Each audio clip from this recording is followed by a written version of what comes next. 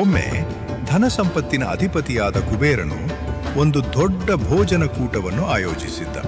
ಈ ಔತಣ ಕೂಟಕ್ಕೆ ಎಲ್ಲ ದೇವ ಮತ್ತು ದೇವಿತೆಯರನ್ನು ಆಹ್ವಾನಿಸಲಾಗಿತ್ತು. ಗಣೇಶನು ಕೂಡ ಈ ಔತಣ ಕೂಟಕ್ಕೆ ಬಂದು ತನ್ನ ನೆಚ್ಚಿನ ಸಿಹಿ ತಿಂಡಿ ಮೋದಕಗಳನ್ನು ಮನಸಾರೆ ತಿಂದನು. ಆ ಮೋದಕಗಳಿಂದ ಗಣೇಶನ ಹೊಟ್ಟೆಯು ಸಂಪೂರ್ಣವಾಗಿ ತುಂಬಿ ಹೋಗಿತ್ತು. ತಡರಾತ್ರಿ ಹಬ್ಬ ಮುಗಿದ ನಂತರ ಗಣೇಶನು ತನ್ನ ವಾಹನವಾದ ಮೂಷಕನ ಮೇಲೆ ಕುಳಿತು ಕೈಲಾಸ ಪರ್ವತದ ಕಡೆಗೆ ಮರಳುತ್ತಿದ್ದನು.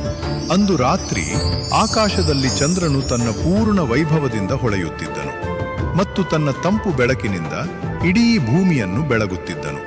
ಚಂದ್ರನಿಗೆ ತನ್ನ ಸೌಂದರ್ಯದ ಬಗ್ಗೆ ಬಹಳ ಹೆಮ್ಮೆಯಿತ್ತು. ಗಣೇಶನು ತನ್ನ ಮೂಷಕನ ಮೇಲೆ ನಿಧಾನವಾಗಿ ಮುಂದೆ ಸಾಗುತ್ತಿದ್ದನು.